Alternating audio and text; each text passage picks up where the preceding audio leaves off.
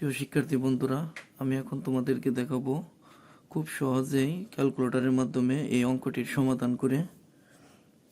এই অঙ্কটি সমাধান করতে গেলে প্রথমে আমাদের ক্যালকুলেটরটি অন করতে হবে।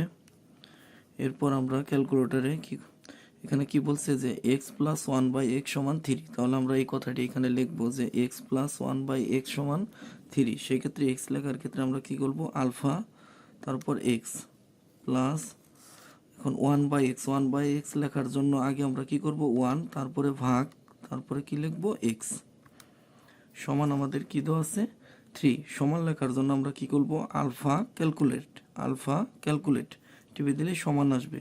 তাহলে আমাদের মানটা কি দেওয়া আছে, x plus one by x সমান কত দেওয়া আছে আমাদের 3।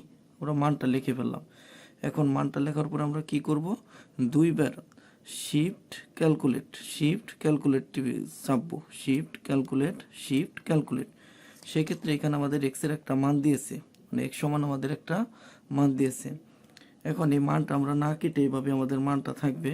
এখন আমাদের দেখতে হবে মান বের করতে বলছে কি, মান বের করতে বলছে x to the power 4 plus 1 by x square.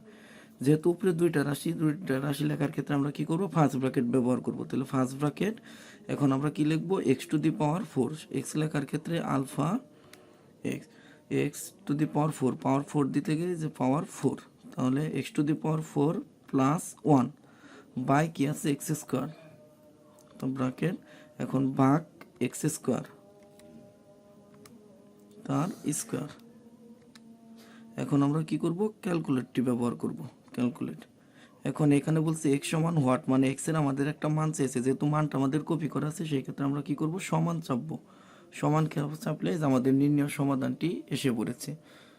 আশা করি অঙ্কটি তোমরা খুব ভালোভাবে বুঝতে পেরেছো।